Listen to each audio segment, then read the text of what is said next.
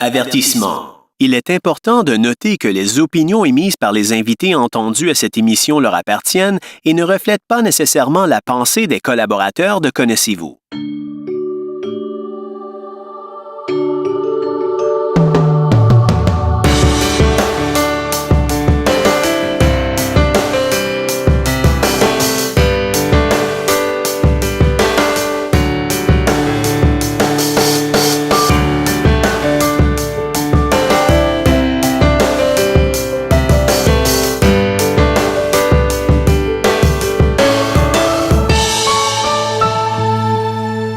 Bonjour et bienvenue à une nouvelle émission de Connaissez-vous. J'espère que vous allez bien. La saison progresse déjà. Vous avez déjà eu quelques invités de tout genre. On a discuté déjà de plusieurs sujets. Et mon invité de cette semaine, on s'est interrogé un petit peu, c'est-tu 2011, c'est-tu 2012? Bon, c'est dans ces années-là. Et c'est probablement en 2013 qu'on a commencé à se parler de façon plus régulière. Mais reste que ça fait déjà quelques années et on se rend compte que le temps passe. Mon invité est encore jeune, il est en bas de la trentaine encore. Mais reste que quand on s'est parlé, c'était plus début vingtaine. C'est vrai que ça commence à dater quand tu y passes de même. La voix que vous venez d'entendre, c'est celle de Mathieu Rochette, mon invité d'aujourd'hui. Tout d'abord, bonjour Mathieu. Bonjour Martin. Ça va bien? Ça va très bien, toi? Oui, ça va super bien. Merci d'abord d'avoir accepté de faire l'entrevue. C'est pas tout le monde qui accepte, mais bon, tu fais partie de ceux qui l'ont fait et c'est très apprécié. Et bon, Mathieu, tu es apparu dans ma vie, mais tu t'intéresses à plein de choses, tu t'impliques dans plein d'affaires aussi. Et c'est de ça que j'aimerais que tu nous parles aujourd'hui. Mais en commençant, comme je le fais avec chacun de mes invités, j'aimerais ça que tu nous parles un peu du début de ta vie, de ta naissance, à quel endroit tu es né. J'ai peut-être un peu brûlé le punch là, en disant que tu étais en bas de la trentaine, mais si tu veux nous en dire plus, tu nous en diras plus. Tout d'abord, tu es né où, toi, Mathieu? Ben, je suis né à Sainte-Justine, à Montréal. À l'époque, mes parents habitaient dans le coin c'était un petit village dans les montagnes qui est, juste parce que je le cherche, ça vient pas, évidemment. Juste pour faire exprès. Mais bon, bref, on est resté là quelques années. J'ai pas vraiment de souvenirs, puis on est revenu vivre à Montréal par la suite, à Sainte-Mélanie. Et voilà. OK, à Sainte-Mélanie, d'accord. Donc, vous êtes venu vivre quand même assez tôt à Montréal. Ouais. Est-ce que c'était en lien... Est-ce que, toi, ton handicap, Mathieu, ça vient de où? Ben, moi, c'est une naissance. C'est ma maman, Jocelyne Richard, qui est déjà venue à ton micro, d'ailleurs. Je pense qu'il y a quand même une couple de temps. Oui, la présidente de la SAM. Oui, exactement ça. Elle est encore aujourd'hui. Émission 17. C'était 17? Oui, là, on est dans les 60 quelques, là. Ça fait déjà un bout. Ouais, non, c'est ça. Fait que on a la même pathologie visuelle. Puis, bon, c'est ça. Donc, à la naissance, je suis né où j'avais pas de vision du tout. J'ai une petite expérience par un homéopathe à l'époque qui m'a donné plus ou moins 25% de vision. Okay. Puis je l'ai reperdu progressivement en vieillissant, là, quelque part à l'adolescence, là, qu'on me suis rendu compte que ça avait quand même beaucoup, beaucoup diminué. Là. Je pense dans le coin de 11-12 ans, puis progressivement. Je vois encore un peu, mais c'est très faible. Je vois la lumière, certains contrastes, mais c'est tout. Ça t'amène pas grand-chose, là. Tu peux pas... Non, puis maintenant, il y a une couple d'années, je m'en servais encore des fois pour localiser quand il y avait des portes ou des fenêtres ou des lumières au plafond. C'était quand même utile, les reflets. L'hiver, je m'en servais surtout pour c'était plus évident quand les trottoirs étaient déneigés, puis le relief avec la neige, mais non, puis maintenant, ce qui est arrivé, c'est une espèce de tache centrale qui est apparue. Fait qu'il faut que je vois juste des angles, ses côtés. Il faut que je me pète le cou, les yeux pour voir à peu près de toute manière rien. Pour éviter finalement de peut-être même pas te... Exact, c'est ça. C'est plus utile. C'est bon, je suis capable de voir s'il fait clair ou pas, mais c'est à peu près tout. OK, d'accord. Donc, est-ce que c'est un petit peu en lien avec ton handicap ou celui de ta mère, ou les deux, que vous avez décidé de venir vivre à Montréal, ou si ça n'avait pas de lien? C'est une bonne question. Je pense il y a un lien, mais pas tant que ça. En tout cas, c'est certainement pas pour moi qui sont déménagés à Montréal à l'époque. Je pense que c'est juste que ça... Je pense que c'est surtout pour ma mère que c'était plus ou moins agréable de vivre. Parce que c'était en campagne, là, c'était vraiment dans la montagne. Fait que pour elle, je pense que c'était surtout une question d'accessibilité pour elle. Puis comme ma mère était travailleuse sociale de formation, je pense que aussi une question de transport, c'était compliqué tous les jours. Ouais, les commodités, là. C'est ça. OK. Donc, je pense que c'est surtout plus ça que le fait qu'ils ont eu un enfant puis que l'enfant était aveugle. Je pense que c'était plus un choix de couple à ce moment-là qui se sont rendus compte que c'était pas ce qu'il y avait de mieux. OK. Mais ton père, lui, il avait pas de problème de vision? Non. OK. Non. D'accord. Non, mon père à l'époque était camionneur, je me rappelle bien. Il avait une cogne. Non, il n'était pas camionneur, il y avait une compagnie de préposés aux bénéficiaires pour les CLSC, les hôpitaux. OK. Ouais. OK, d'accord. Un petit peu dans le même domaine que ta mère. Ta mère, c'était Ouais, c'est comme ça qu'ils se sont rencontrés, OK, dans le fond, OK, je pense. d'accord. Si je me rappelle bien dans les discutations qu'on a déjà eues à l'époque, je pense que c'est ça, ils se sont rencontrés. C'est parce que ma mère était travailleuse sociale, elle a eu un dossier, puis mon père était là avec un de ses clients. Je sais pas, mais je sais que ça a un lien. Ça a un lien, quelque chose de genre. Ouais. OK. Ouais. Et toi, Mathieu, ton enfance, là, bon, et j'imagine qu'à un moment donné, tu t'es aperçu que tu n'avais pas une vision parfaite. Ouais. Est-ce que tu te souviens un peu de ça? Ouais, je me rappelle de ça quand même parce que ce qui est le 25% que je me rappelle d'avoir eu était quand même un 25% clair. J'avais pas d'angle mort, j'avais pas j'avais mes yeux réagissaient au même titre qu'un voyant 100%, qu'une vision de 100%, la diverse luminosité, ces choses-là. Donc, dans le fond, je voyais juste moins loin, moins précis, mais tout était clair. Mais je me rappelle que... C'était des deux yeux, ça? Ouais, c'était des deux yeux. OK. Ouais, peut-être que le gauche était peut-être sensiblement, peut-être 1 ou 2% plus bas, je m'en rappelle pas, mais... OK, mais tu avais quand même tu savais c'était quoi voir des deux yeux. Oui, absolument. Okay. Ouais. D'accord. Ouais, je me rappelle quand j'étais jeune, jouer au soccer, j'étais capable de jouer au hockey. Je voyais pas la rondelle à plus de 3-4 mètres, mais à l'intérieur d'un gap de 3-4 mètres, j'étais capable de voir. Je voyais le goaler à l'autre bout. Je pouvais voir les écriteaux, les pancartes sur les rues, les menus, ces choses-là. Je voyais qu'il y avait de l'écriture, j'étais pas capable de le lire, mais je voyais l'écriture. OK, mais là, quand tu dis que tu jouais au hockey et tout ça, c'était dans des équipes, tu veux dire, tu jouais avec tes amis?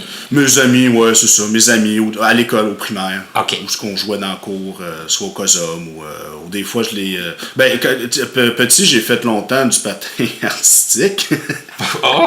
C'est drôle parce que t'es pas téléspectateur, mais les personnes qui vont écouter l'entrevue, s'ils me verraient lâcher puis ils trouveraient ça plutôt ironique. Puis c'est que t'as ri même en le disant, oui, ça fait que... Ça fait pas de sens, mais ouais, non, c'est ça, j'ai fait longtemps.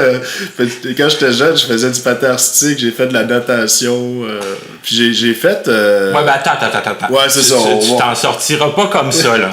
Comment c'est venu l'idée de faire du patin artistique, là? J'ai pas de... Comment dire ça, là? J'ai rien contre ceux qui en font, là, mais je veux quand même savoir comment ça t'est venu. Franchement, là, je le sais pas. Parce que ça fait tellement longtemps, j'ai commencé ça vraiment jeune. Je peux même pas dire, j'avais 5 ans, 6 ans, 7 ans, aucune idée. Tout ce que je me rappelle dans les vieux souvenirs, c'est qu'à un moment donné, je voulais apprendre à patiner comme à peu près tous les jeunes. C'est-tu moi qui voulais ou c'est mes parents qui voulaient que j'apprenne? À un moment donné, on s'y perd, mais je me rappelle que j'avais été sur une patinoire, puis j'étais là avec mes 2 gros cônes orange, maintenant à peu près pas debout. Puis là, t'avais les autres qui faisaient du patin de vitesse. Puis là, mon père, il a dit, oh boy, je pense qu'on t'a pas inscrit à la bonne place pour apprendre à patiner. Tu sais, les autres, ils font des stop and go. Ils vont déjà très vite, là. C'est ça, les autres, sont pendant qu'ils font des stop and go. Moi, je suis là, stop avec mes 2 cônes, puis go sur le derrière, sa patinoire. Là, ça s'arrêtait là. Puis je pense que c'est par la suite où j'ai juste décidé de me faire des cours, de groupe. À l'époque où c'était des petits groupes d'apprentis pour justement apprendre à patiner, tout ça. J'y allais avec une de mes amies d'enfance, Juliane, Colin, ça rappelle des souvenirs. Puis, je pense que c'est par la suite, dans le cadre du cours, il y avait un professeur là, que je pense son nom, c'est Julie, mais je suis pas sûr, qui avait parlé à mon père en disant ou probablement à ma maman aussi à ce moment-là, qui semblait avoir un certain potentiel, faut croire. Puis elle est devenue, par la suite, j'ai resté dans les cours pour apprendre à patiner que ça finit par rentrer dans des groupes de patinage artistique puis de chorégraphie.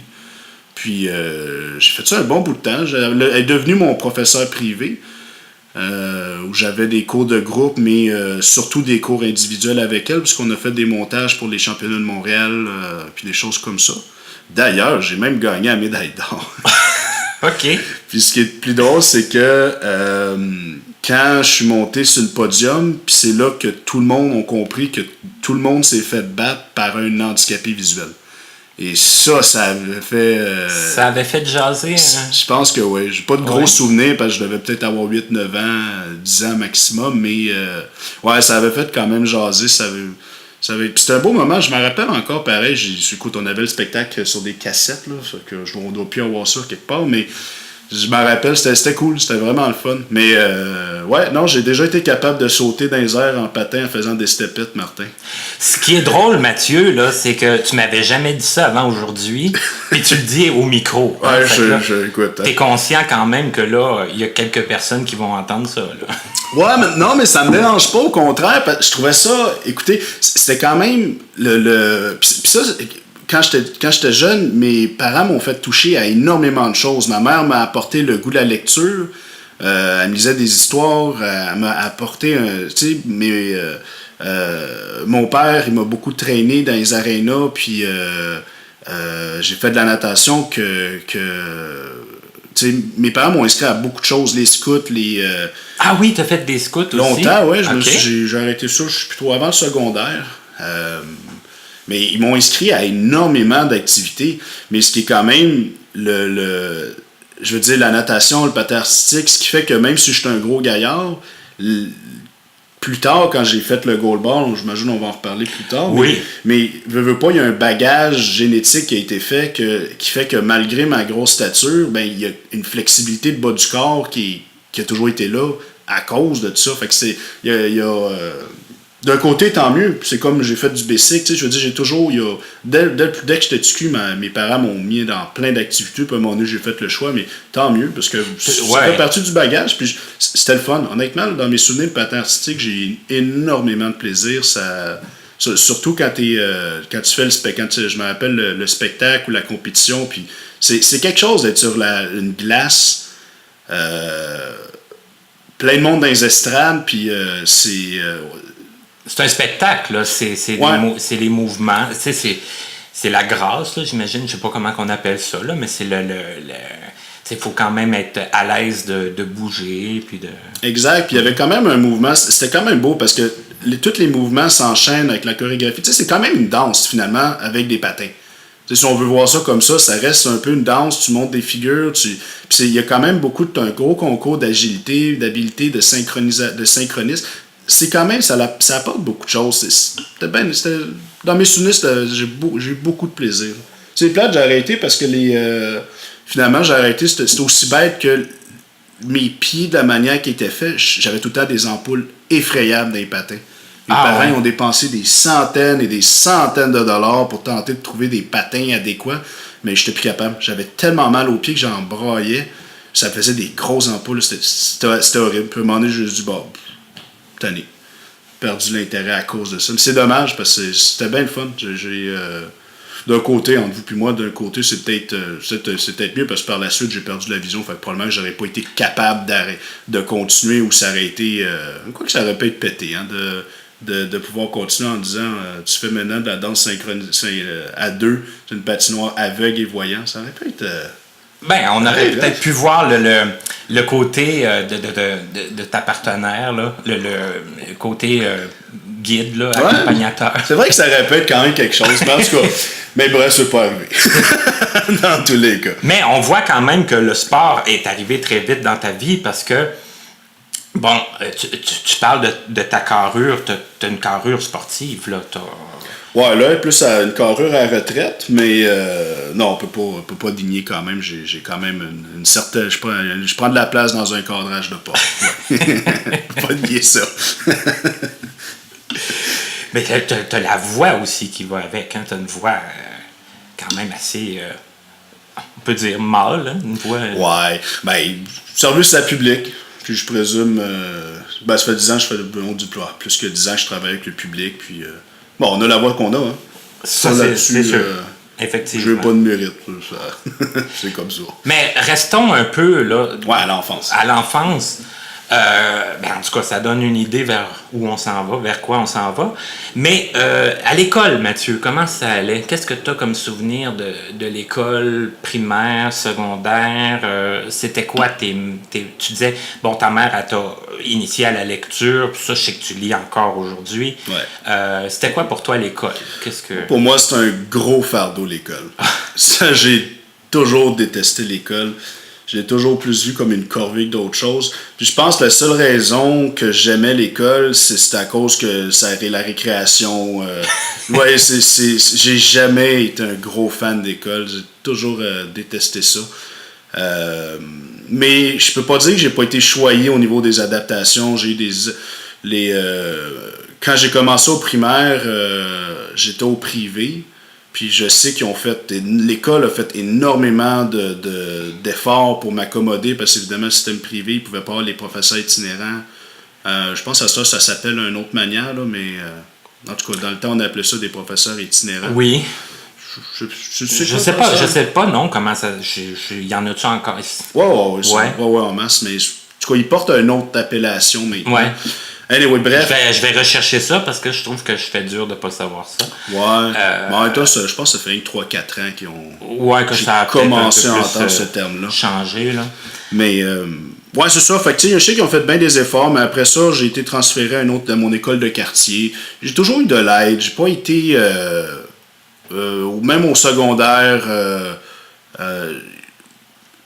moi, personnellement, je peux pas dire que j'ai eu de la difficulté à cause de l'handicap visuel au niveau de l'accessibilité. J'ai quand même été bien choyé. Mais il faut dire aussi quand même, quand tu vois 25%, ça peut donner une idée. Je lisais avec une télévisionneuse, mais j'étais capable de me péter les yeux pour lire de la police 14 sur des sans télévisionneuse, sans adaptation.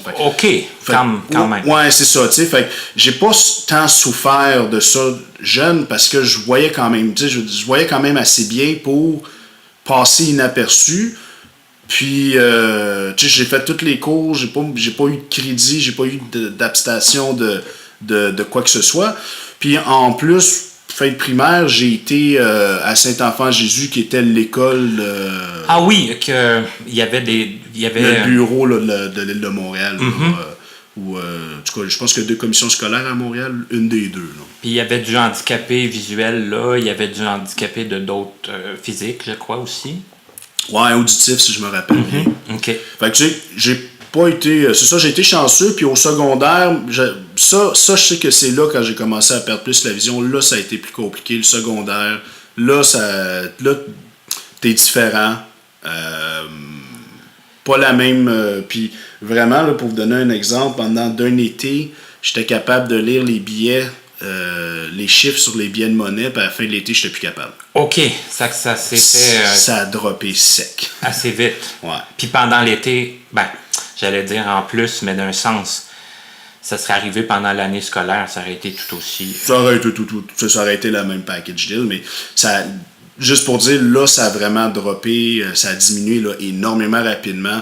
Fait que là, perte de vision, la rentrée dans l'école secondaire, puis, tu sais, quand t'es au 6e année primaire, t'es le roi de l'école, mais là, quand tu tombes secondaire... Là, tu tombes le petit bébé, là. Ouais. Puis là, c'était pas évident. Là, je sais que j'ai eu bien de la misère. Mes parents ont énormément... se sont beaucoup ostinés et battus pour l'adaptation. Les professeurs étaient géniaux, mais c'était surtout l'administration qui était qui voulait moins. Ouais, ordinaire. Du moins, cette directrice-là. Par la suite, quand c'était un autre, ça a bien été. C'est ça peut être une question, des fois, d'une personne. Ouais. C'est plate à dire, mais c'est ça. C'est ça. Mais les profs étaient corrects. Je me suis fait des amis, quand même une facilité quand même. Ouais, c'est bien que t'en parles. Ouais, c'était quand même pas trop compliqué de... Parce que vu que l'école, c'était pas trop ta tasse de thé non plus, les amis, ça devait être important. Ouais, c'est ça. Il faut bien trouver faut trouver intérêt là, dans quelque chose qu'on n'aime pas. Fait que, non, puis j'ai toujours été social. Fait que je me suis fait des amis assez rapidement. Là-dessus, ça a bien été. Il y a une chose, parenthèse, au moins il y a une seule chose, j'ai toujours détesté l'école, puis ça a toujours fait suer mes professeurs. Parce qu'en plus de ne pas aimer l'école, je prêtais pas trop attention, mais j'étais là, je prenais pas de notes, je réussissais à avoir tout le temps une note de passage pareil. Donc ça a toujours fait tuer ben gros les professeurs, parce que les profs, surtout en vieillissant, quand j'ai fini mon cursus régulier, Autrement dit, les professeurs s'attendaient pas que tu passes avec l'effort que tu mettais? non, c'est ça. OK. Puis ils s'attendaient, surtout que les... bon, on va y revenir après, je finirai la parenthèse plus tard, mais... non, c'est ça. Tout ça pour dire qu'au secondaire, quand j'ai perdu ma vision, les 2-3 premières années de secondaire, là, je l'ai trouvé plus dur. Là, ça a été plus difficile. OK. Les profs étaient géniaux. Pour la grande majorité, j'ai toujours eu des bonnes relations avec mes professeurs. Mais ça a été difficile après parce que quand j'ai perdu trop de vision, là, j'ai été à Jacques Ouellette. C'était ma prochaine question. Dans ma tête, tu y avais été à Jacques Ouellette. OK, tu y es allé. OK. Dans le coin du secondaire 3. Ça a été une année d'enfer. Une année d'enfer, là, à l'âge de mes 14 ans, là, mon père est mort. Perte de vision, je dirais, là, le peu qui me restait, là, j'ai dû perdre 7, 8, 10% quasiment dedans de moins de 6 mois, changement d'école. 14 ans, c'est pas l'âge la plus facile non plus. C'est l'adolescence, là, pur et simple. Pur dur, ouais. Fait que, ouais, non, là, cette année-là, 2004, a été... moi, je m'en serais passé. Ben, c'est comme ça, puis c'est là que j'ai été à Jacques Ouellette, puis ça n'a pas été facile. Et bâtard.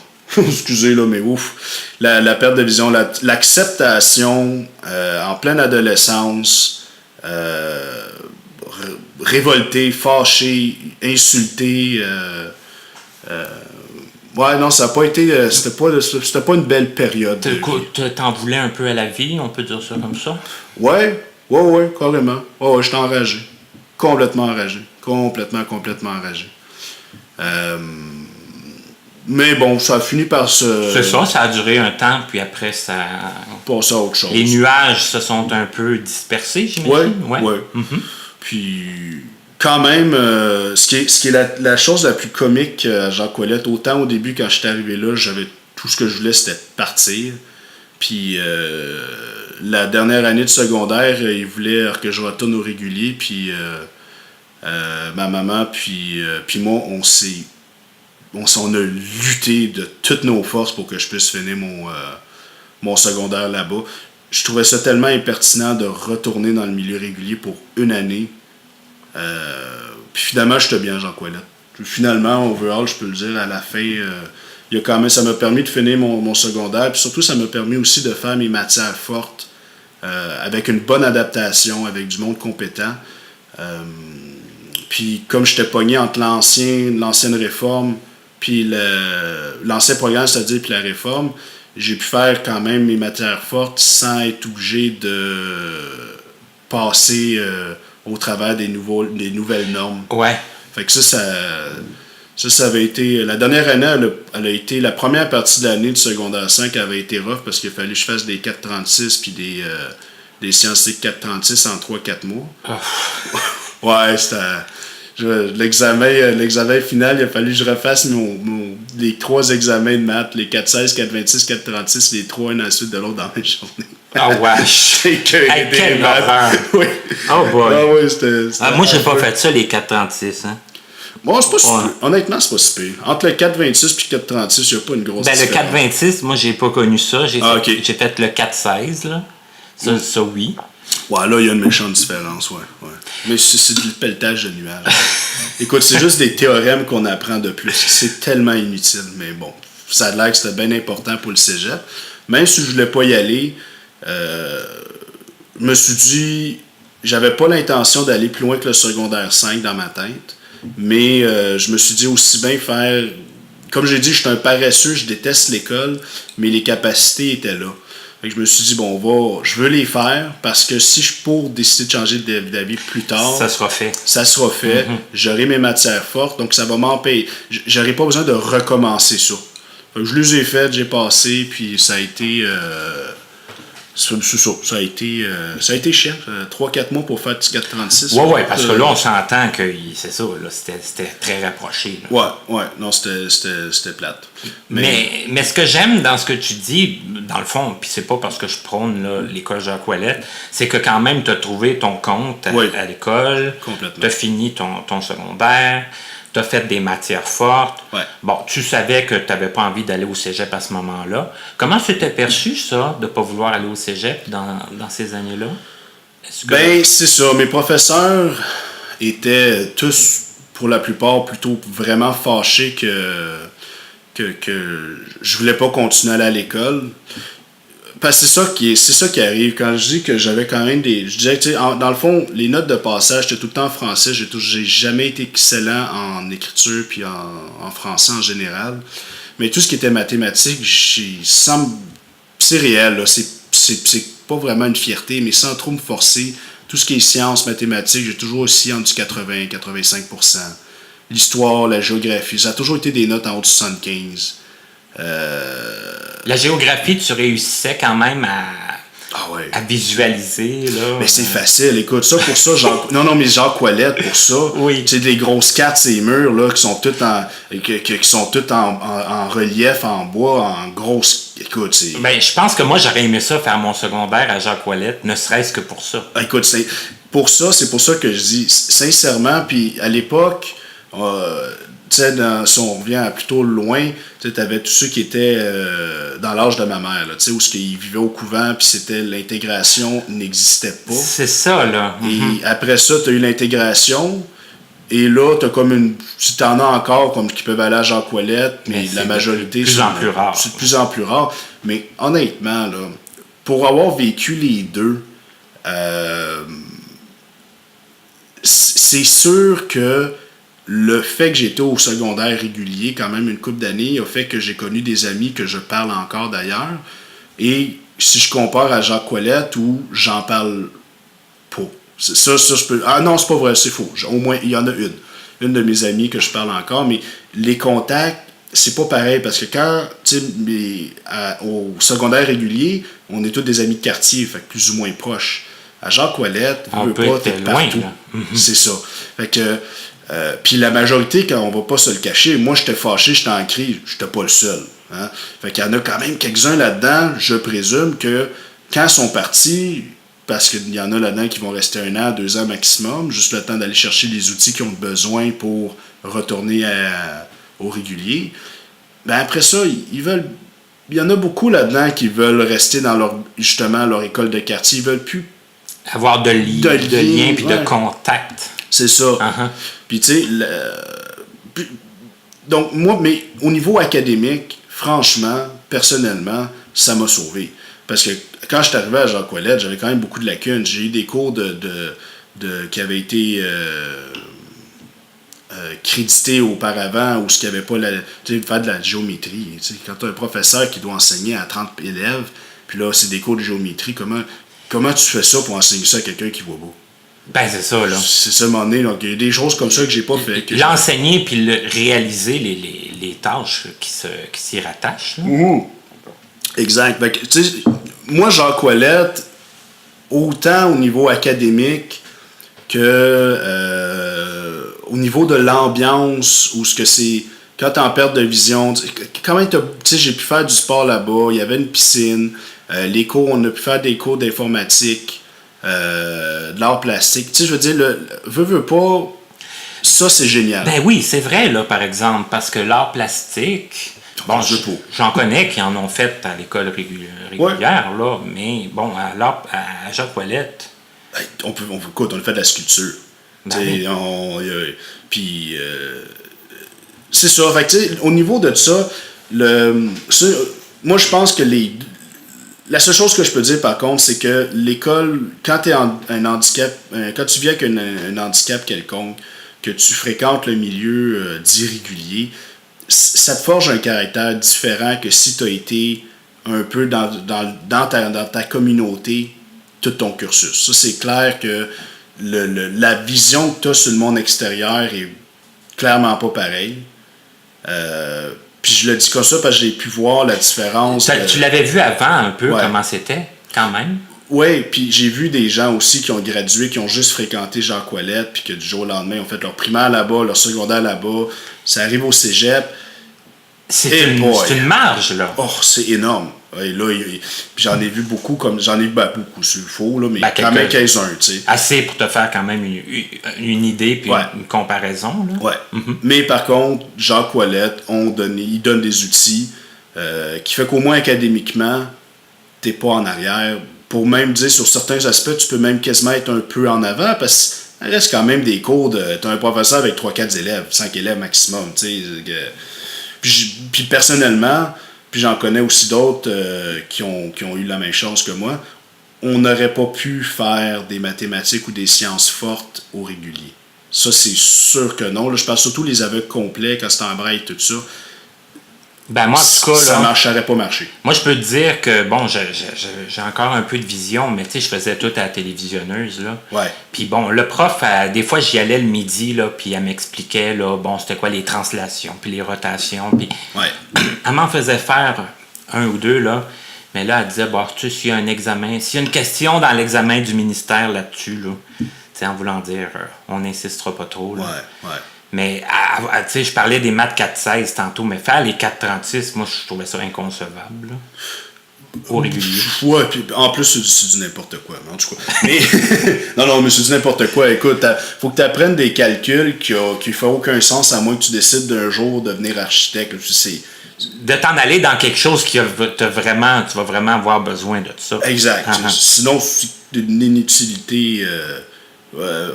monumental. Puis on s'entend aussi que, j'imagine, bon, ceux qui avaient les notes pouvaient le faire de façon systématique, mais sinon, c'est ceux qui pensaient s'en aller dans quelque chose pour lesquels ça allait être utile, là, au cégep, exemple. Ouais, c'était pour décider que tu voulais rentrer dans des domaines comme sciences pures, des choses comme ça, et que les faut, tes maths, tes sciences fortes. C'est pas une obligation, tu l'as pas, tu rentres pas. C'est ça. Fait que c'est pas une obligation, ça veut dire c'est pas une suggestion, c'est une obligation. C'est ça, exact. Mais non, c'est ça, fait que puis bon, non, c'est ça, fait que tantôt tu avais posé la question comment les profs ont réagi. Ils étaient plutôt tous déçus.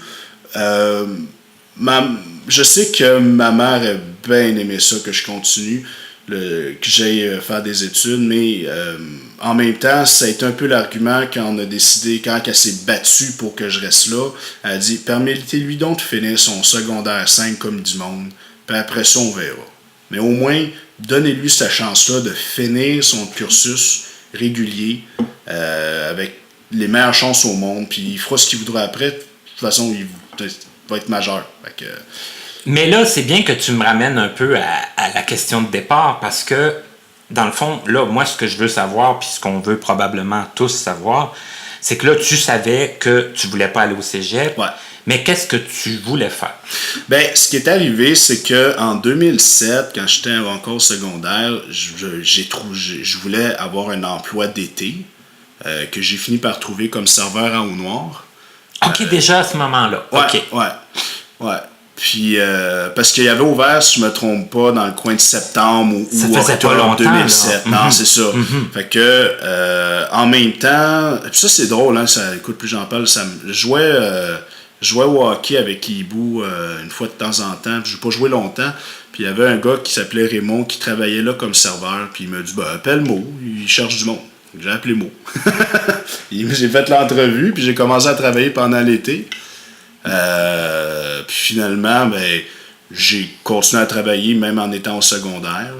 Qui fait que c'est une des raisons pourquoi que en étant déjà pas très gros fan d'études, je travaillais déjà temps plein 4 à 5 soirs semaine en plus d'école. Plus tout le reste je présume on va revenir après sur l'autre aspect, mais fait que quand j'ai fini mon secondaire, moi dans ma tête, j'avais déjà une job, j'étais plutôt très bien payé. Puis je voulais m'en aller dans ce milieu-là, dans ce domaine-là. Fait que pour ma part, je voyais pas l'intérêt d'aller à l'école pour apprendre un domaine que j'étais déjà dedans. C'était comme déjà réglé, là. Tu l'avais avant de quitter le secondaire. C'est ça. Et ça pouvait continuer comme ça. Absolument. Et c'était ton premier emploi, ça? Ouais. Oui? Ouais. Okay. Officiel, tu fais des petits jobs ici et là, garder des choux, des affaires de même. Ouais, Mais le premier vrai emploi, ouais. OK. Ouais. D'accord. Puis en même temps, en parallèle, tu sais, j'étais aussi à ce moment-là, depuis quand même quelques années, je faisais déjà du goalball. Puis là, à ce moment-là, j'étais rendu au niveau élite. Fait que dans ma tête, j'étais serveur, je gagnais ma vie avec ça. J'avais des. Je venais d'aller au mondial.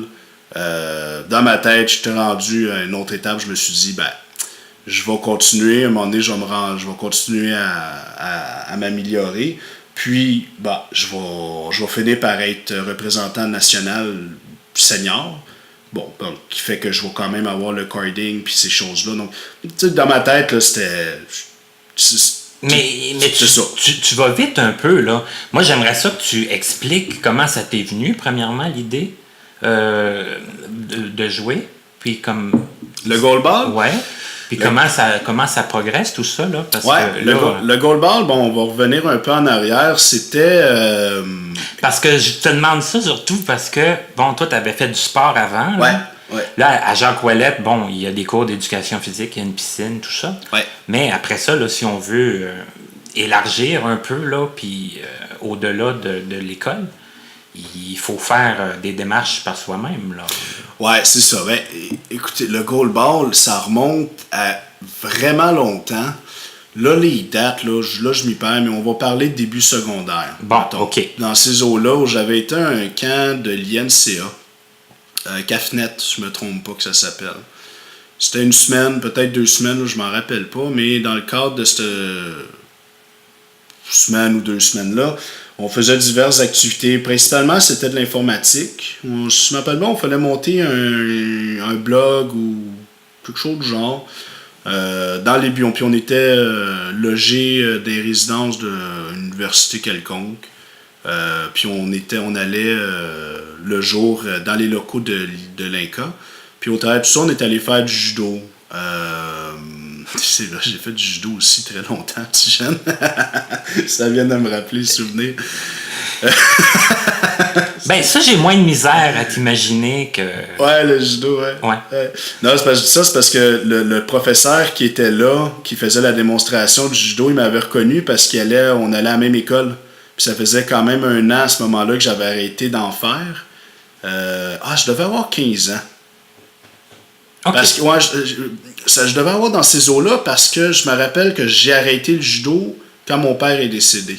Fait que si je dis que ça faisait peut-être 1 an, ça arrête l'allure. Hein? Je pense que ça arrête l'allure. Ouais. Ou si c'était quand j'avais 14 ans, c'était dans la même été peut-être. En tout cas, anyway, c'est pas tant important. Mais c'est ça, c'était drôle parce qu'il m'avait vu puis il disait pourquoi t'as arrêté puis tout ça. Puis bon, évidemment, on a eu bien du fun, c'était cool. Puis au travers de ça, on avait fait du tandem, je me rappelle bien, des affaires de même, et entre autres du goalball. Puis la démonstration, c'était avec Bruno Haché, qui était membre de l'équipe du Québec. Je sais pas s'il était membre déjà de l'équipe nationale ou il était réserviste à cette époque-là. Puis tu avais Viviane Forêt, qui était, elle, membre de l'équipe du Québec et du national côté féminin. Puis on avait tout fait une initiation, puis j'avais aimé ça. Ils m'ont rappelé, ils m'ont demandé si ça me tentait. Nathalie Chartrand m'avait appelé à un moment donné pour me parler de ça. Puis ça, c'était dans le coin de 2004. Ouais, c'était dans l'année où mon père est décédé. Fait que CAFNET, ça a dû avoir lieu pendant l'été. Parce que je me rappelle, j'étais encore au secondaire régulier à ce moment-là. OK. Ouais. Puis j'ai commencé comme ça, tout simplement. Au fur et à mesure, je veux dire, c'était spécial aussi. T'as un petit cul de 14 ans qui joint à des adultes de 20 ans et plus et 30, 40 ans. Disons que c'est assez spécial. On avait commencé avec Brandon Gaulet en même temps. En même temps, nous autres, Brandon, il y avait une petite ligue au MAB, fait qu'on jouait, j'allais avec lui, des fois jouer avec sa gang. Puis c'est ça, au fur et à mesure, j'ai commencé, je me suis mis en forme, parce que à ce moment-là, je n'étais pas très en forme, je n'étais plus en forme du tout. J'étais en forme de poids. Mais c'était à peu près la seule chose de forme que j'étais. Ouais. Mais j'étais flexible, hein, je tiens à le préciser. OK. J'étais flexible, pas artistique quand même. Oui, Mais ça reste. Hein? ça reste. Bon. J'étais capable de me pencher. Puis... non, mais... ouais, c'est ça. Non, mais puis, au fur et à mesure, j'ai beaucoup aimé ça. Le goalball, là, ça a été... c'est un beau sport. C'est dur physiquement. Ça demande du cardio, de l'endurance, quand même une flexibilité puis une bonne force physique au niveau... là, je parle vraiment de masse musculaire. C'est un sport qui est quand même assez complet, puis c'est rough. C'est très rough. Tu reçois des balles, faut que tu te couches en pleine... Il y a un côté de compétition là, qui m'a allumé, mais complètement. Ça a l'air que j'avais quand même un certain talent. Ben, parce que c'est ça, j'allais dire, là. C'était une démonstration qui a été faite pour les participants du camp. C'est ça. Puis toi, ils t'ont rappelé. Ils n'ont pas dû rappeler tout le monde, j'imagine. J'imagine que non. Si oui, tant mieux pour eux, je m'en rappelle pas, ça fait trop longtemps. De toute façon, l'important, c'est que pour toi, ça a eu une importance. Ça a eu majeure. Une révélation. Ouais, majeure. J'ai appris beaucoup de choses. Ça, là, puis... d'un, ça m'a mis en santé, ça m'a donné un but, hein, ça m'a tenu en forme. Puis ça... Autant j'ai de très mauvais souvenirs, ça ne mérite pas la peine de trop s'étaler là-dessus, que autant les bons souvenirs, les compétitions, les entraînements, les gens de qualité que j'ai croisés, les valeurs inculquées dans la discipline, tu sais, de se mettre en discipline, parce que c'est pas juste être sur place, mais oui. c'est la discipline mentale. Parce que là, quand tu parles d'entraînement, puis de compétition, puis tout ça, là, ça me demande une discipline. Ouais. Tu peux pas te présenter jusqu'en ça te tente, puis faire le... Non, puis tu viens de résumer pourquoi en 2009 j'ai arrêté. Là, l'esprit était plus là, mais pendant toutes ces années-là, puis je me rappelle à Jacques Ouellette, après ça, sur les heures de dîner, parce qu'à un moment donné, j'ai fait l'équipe... je faisais l'équipe du Québec, mais j'étais plus réserviste que d'autres choses. Mais sur le junior, j'étais partant à la fois de notre équipe du Québec, puis quand l'équipe nationale était formée, j'ai été sur le top 3 tout le tournoi. Top 3 pour ceux parce que le goalball, ça se joue 3 contre 3. Donc, dans l'équipe, tu es constitué de 6 joueurs. Tu as ton alignement de partant qui était 3. Tu as les 3 secondes, la deuxième ligne qui vont être sûrement des réservistes, mais c'est un peu péjoratif de dire ça parce qu'ils ont quand même une importance plus que majeure, parce que je veux dire, à un certain niveau aussi, il faut rien que s'alterner parce que la compétition est tellement dure que donne un break aussi dans des grosses parties. C'est ça, c'est sûr qu'ils vont avoir de quoi à faire. Ah oui, majeur. Mais bref, toutes ces expériences-là, ça a apporté quand même quelque chose d'incroyable. Puis je dirais aussi, là c'est le côté un peu parallèle qui est moins intéressant, les blessures, ces choses-là. Ben oui, parce que là... Ça arrive, là. Et oui, ça arrive, puis c'est... mais il y a quelque chose, par contre, qui est fascinant, c'est à un moment donné, quand t'es tellement dédié à ça, puis que tu te blesses, le fait de serrer les dents, puis de dire non, à un moment donné, c'est que tu te dépasses aussi, c'est même plus une question de confiance, c'est une question d'honneur. Puis je me rappelle, quand on était au mondial, je me suis fracturé la grosse orteil en jouant.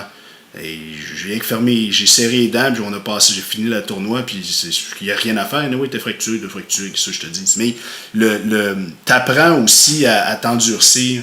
Puis il y a une camaraderie incroyable qui se fait où ce que tu dis, si moi je choke, tout le reste va choquer aussi. On est une équipe. On pense en équipe, là. On pense pas individuellement. Exactement. Non, personnellement, ça m'a vraiment apporté énormément de choses dans ma vie. Ça fait aussi la partie de la personne que je suis. Moi, en étant quand même quelqu'un qui est quand même assez paresseux et efficace, parce que dans ma paresse, je l'ai transformé en efficacité, parce que au lieu de faire 4 voyages, je vais préférer en faire 2. Je donne un exemple basique de même. Là. Mais c'est rare quand même quelqu'un qui se proclame paresseux. Hein? Bah, c'est parce que si j'ai le choix de dormir 1 heure de plus, je vais le faire. Tu sais, j'aime bien ça, dire le soir quand j'arrive, je m'efforce, j'écoute du Netflix au lieu de je sais pas, d'aller faire n'importe quoi d'autre. Mais, tu sais, je suis un paresseux sélectif. Je suis pas un paresseux au travail, dans n'importe quoi. C'est juste que j'ai une tendance à Oui, mais on pourrait dire que tu as une tendance à prendre du temps pour toi. Tu sais, On peut dire ça ouais, comme mais... ça. Oui, ça le fait. Oui, absolument. Et puis en plus, Mathieu, c'est que le temps file énormément vite. Là. On est déjà presque rendu à 50 minutes d'entrevue.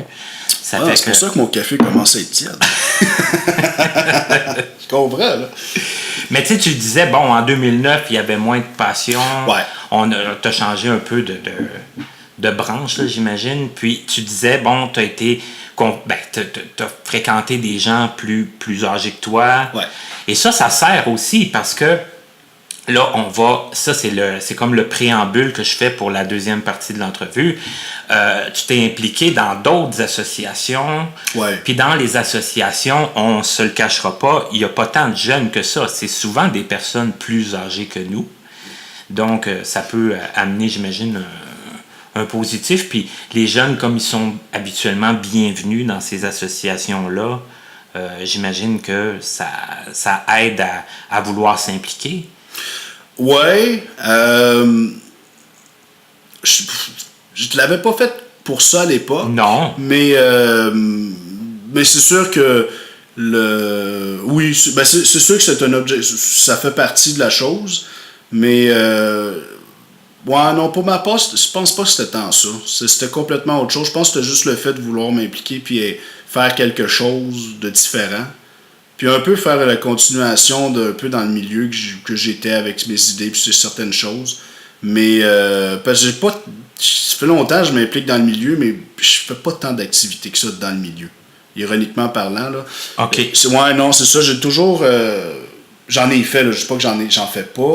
Mais regarde, si tu veux, là, regarde, on va faire la pause, puis après la pause, tu nous diras un peu c'était quoi tes buts, puis qu'est-ce que tu as fait, puis tes implications, autrement dit, des fois, ça peut être plus comme en arrière. Là. C'est pas nécessairement d'aller participer aux activités, mais c'est de faire des conseils d'administration, des choses comme ça. En tout cas, de ce que j'en sais. Puis tu pourras... On est fait quelques-uns. Hein? Oui. On est fait quelques-uns depuis le temps. Donc, on va faire la pause immédiatement, puis on revient après avec toutes les implications de Mathieu, puis ses projets futurs aussi, j'imagine. Il y en a. Ben, tant mieux. Donc, notre invité qui est Mathieu Rochette, tout de suite après la pause, on poursuit. À notre prochaine émission! Nous vous offrons un cadeau du temps des fêtes. Une invitée revient à notre micro pour nous parler de sa carrière de chanteuse et d'animatrice de radio. En deuxième partie d'entrevue, nous discuterons de souvenirs de Noël. Katia Darèche à notre rendez-vous du 21 décembre. Nous sommes de retour avec notre invité qui est Mathieu Rochette aujourd'hui. Et là, on passe à la section où, Mathieu, tu vas nous dire un peu qu'est-ce qui t'a incité à t'impliquer dans plusieurs associations pour personnes handicapées visuelles. Et bon, ça date d'un certain temps et ça se poursuit encore aujourd'hui. Là. C'est pas Ouais, non, c'est loin d'être terminé, ouais. OK.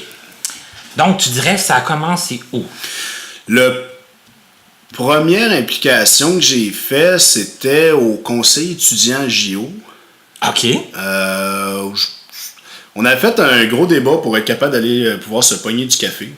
C'est un gros dossier chaud.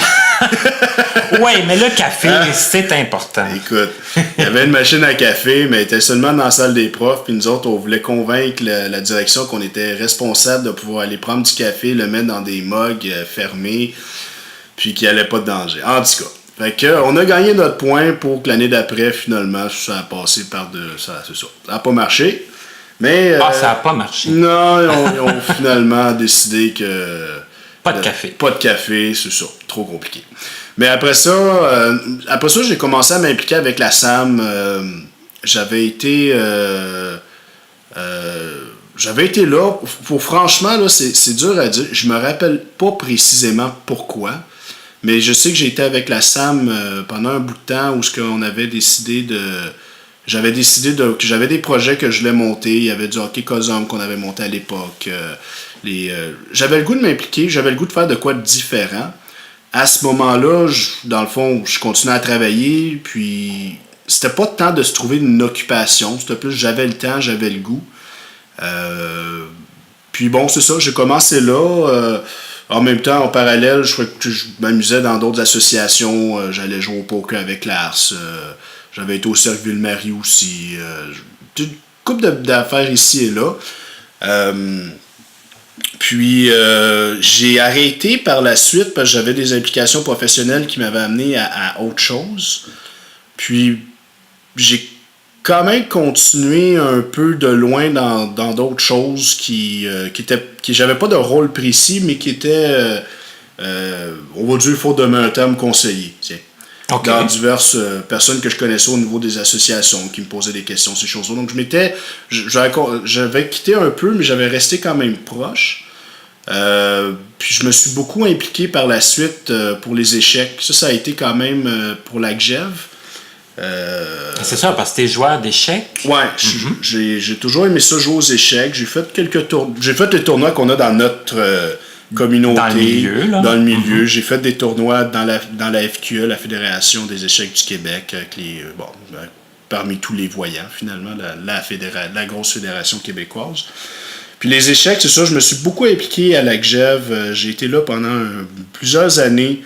Sur le CA, sur divers comités du tournoi organisateur du tournoi Jean-Marie Lebel qui a lieu à toutes les premières fins de semaine de novembre. Et ça s'est continué, ça continue encore d'ailleurs à ce moment-ci, là, c'est encore viable.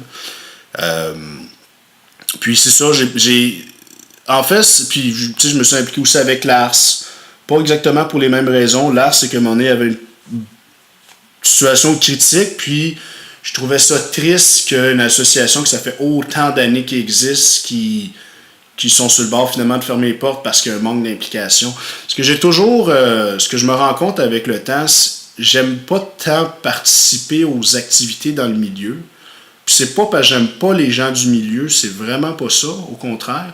C'est que comme j'ai quand même beaucoup d'occupations, ce que je me suis rendu compte le plus, c'est que j'aime mieux partir des activités, m'impliquer dans soit les collectes de fonds dans diverses pour permettre aux gens d'y participer en me disant précisément, moi je suis jeune, moi j'ai beaucoup d'amis voyants, je manque pas de relations pour sortir ou faire quoi que ce soit, mais c'est pas le cas de tout le monde. Puis qui sait que dans une vingtaine, trentaine d'années, quand moi je vais éventuellement être à retraite, que j'aimerais ça que ça existe encore, ces associations-là, qui permettent à pouvoir faire des activités que peut-être à ce moment-là, tu vas avoir plus de temps pour y participer. Ouais, exact. Uh-huh. Puis on va aussi pas se compter d'histoire là, quand on parle de levée de fonds, puis même organiser une activité nouvelle. C'est pas tout le monde là que ça intéresse d'organiser ça. Non. Là. Moi, je pense qu'à un moment donné, il n'y a pas de grand ou petit rôle. Tout le monde doit jouer un peu le rôle qui se sent à l'aise.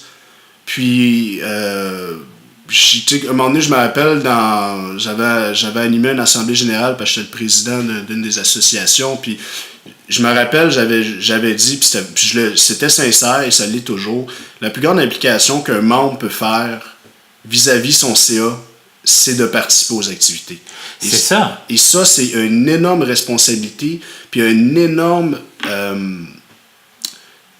motivation. Je veux dire, c'est la raison.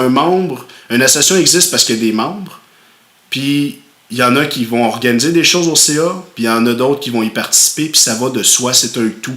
Si tu as un CA, puis, tu sais, extraordinaire, qui vont faire des choses, qui vont proposer, qui vont mettre en branle des projets, que ce soit d'activités, de levée de fonds, de campagne, de publicité, d'information sur le grand public, peu importe, s'il n'y a pas de membres qui participent, il n'y a aucune raison que du monde... C'est inutile. C'est inutile. Fait que, tu sais, tout le monde a un peu tout le monde a son rôle à jouer. Et bon, moi, ça donne que j'ai plus de plaisir à faire des CA pour organiser des trucs, puis faire mes petites affaires ici, à droite et à gauche, puis mettre des projets sur pied. Puis une des plus grandes satisfactions que j'ai, c'est que certains projets que j'ai initiés, avec l'aide de gens extraordinaires, parce que ça aussi, faut se le dire, là, j'encourage beaucoup de gens. En fait, j'encourage tout le monde à aller s'impliquer dans des associations à but non lucratif ou lucratif, peu importe, à des groupes de communauté. Les gens que tu rencontres, là, c'est fascinant. Puis, les connaissances que tu acquiers aussi, il y a tellement de choses que j'ai appris au travers du milieu associatif. C'est formateur aussi, vraiment, vraiment, c'est incroyable. Si je m'enligne avec ça. Parce que ce que ça t'apporte, là, dans le fond. Ouais, c'est ça.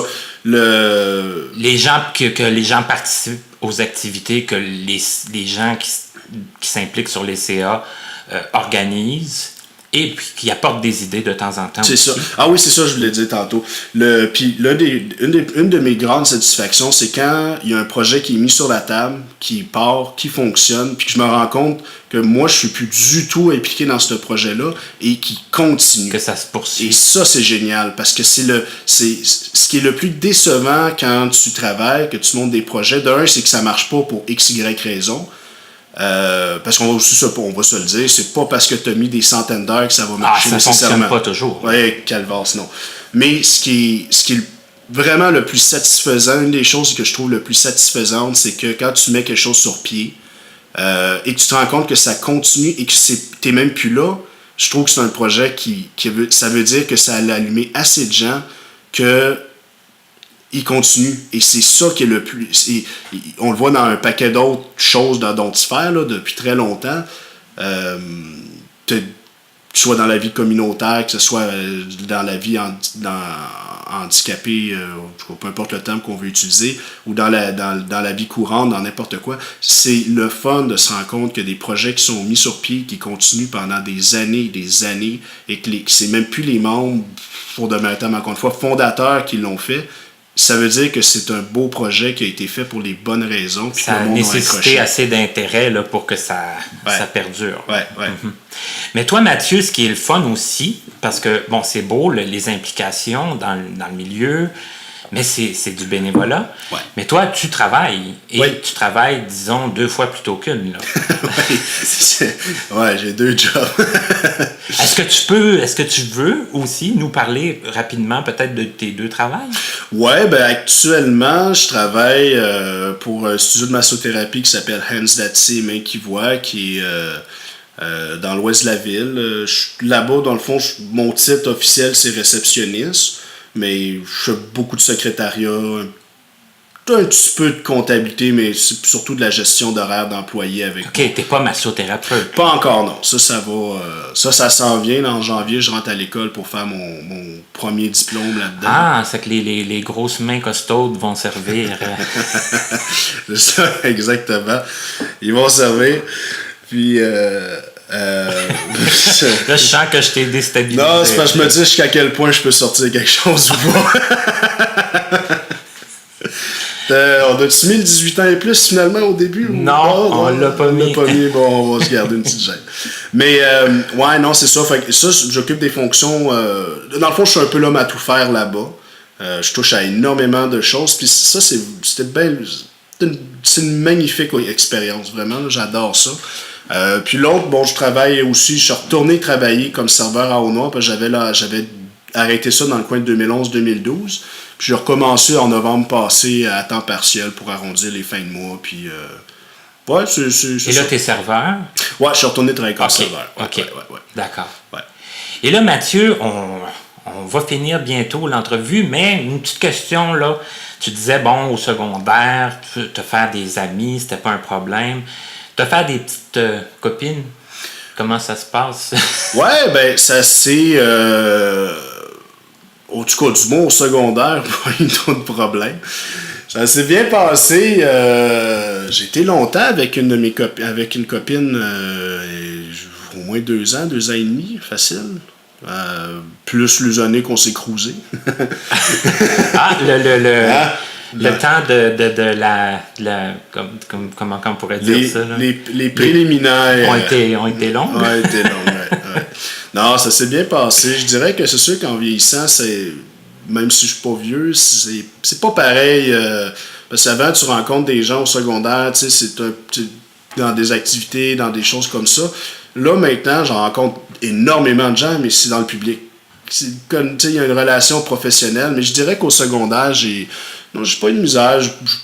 J'ai pas été là, le genre où ça s'enchaîne. Là. J'ai jamais été à ce point-là attractif. Puis ça n'a jamais été non plus vraiment quelque chose qui m'allume. Je suis quand même assez... je trouve que la fidélité est quelque chose d'important. Puis les amourettes d'un soir, j'en ai fait, mais pas... c'est pas ta priorité, là. C'est pas mon gros credo, non. Okay. Mais non, ça s'est bien passé. Ça a été... c'était cool. Je veux dire, ça... En tout cas, du moins, cette relation-là qui a été quand même très, très longue. J'ai eu beaucoup de fun. J'ai été bien accueilli dans la famille, tout ça. Le fait d'avoir je ne cacherai pas non plus d'avoir un partenaire qui a un handicap, peu importe laquelle, c'est sûr que c'est pas... Ça amène beaucoup quand même de questions. Ouais. Ouais. Mm-hmm. Mais non, ça s'est vraiment bien passé. Je pense que comme tout le monde, hein, je pense que c'est juste plus dur en vieillissant parce que les fréquentations, les cercles sont pas les mêmes. Tu sais, à 18-19 ans, on traîne dans les bars, 20 ans. OK, parce que toi, tu fais ça, les bars. Ouais. Ouais. Et là, dans ma vie de rockstar. Et là, tu as donné quelques indices. Mais tu es né en 1990. Ouais. Je pense qu'on peut le préciser. Ouais. Mon signe chinois est cheval. Et tu es célibataire en ce moment. Là. Ouais. Puis, et tu n'es pas très réseaux sociaux. S'il y a des petites madames qui sont allumées par ta voix, là, ils vont pas te trouver sur Facebook. Non, j'ai pas de Facebook, j'ai pas de Twitter, j'ai pas d'Instagram. Je suis assez plate. Mais j'aime ça garder le mystère. Hein. Ça doit être ça. Non, j'ai pas très réseau je pas très réseautage là-dessus. Pas ma grande force, puis surtout aucun intérêt. Pas d'intérêt, non. Ah, zéro. Mais je travaille comme serveur, je travaille au... Ouais, ben là, on t'a donné quand même quelques indices. Je donne 2 pistes, là. Ouais, c'est ça, si jamais il y en a qui te... Les mardis, mercredis, vendredi, samedi, puis la fin de semaine du vendredi au dimanche au resto. Quelle bonne occasion d'aller essayer le resto, puis d'aller essayer le studio de massothérapie. Exactement. Écoute, Mathieu, ça a passé extrêmement vite. Trop vite. Puis comme je le dis souvent, mais ça s'est encore jamais fait, mais ça va se faire un jour, je le sens. On pourra faire une 2e heure à un moment donné, certainement. Oui, c'est bien le fun. Puis d'ici là, il y aura eu d'autres choses, j'en suis sûr, étant donné que tu es très actif et très impliqué. Mais en attendant, Mathieu, je te remercie beaucoup d'avoir accepté de faire l'entrevue aujourd'hui. C'est, comme je l'ai dit, ça a passé très vite et ça a été aussi très intéressant. Et ce que j'espère, c'est que ça a été intéressant, mais j'en suis sûr, que ça a été intéressant aussi pour les personnes qui écoutent l'entrevue. Ben, j'espère. Puis je vous souhaite, j'espère que vous allez en parler, la partager, l'entrevue, parce que nous, oui, on est sur les réseaux sociaux. Non, mais ça va un peu de soi, là, ça ferait dur sinon. Et donc, je vous incite à continuer à nous écrire, à communiquer avec nous, nous faire part de vos suggestions, de vos commentaires. Mathieu, je te remercie encore une fois. Ça a vraiment fait plaisir, c'était bien fun. Et on se retrouve très bientôt pour une autre émission de Connaissez-vous.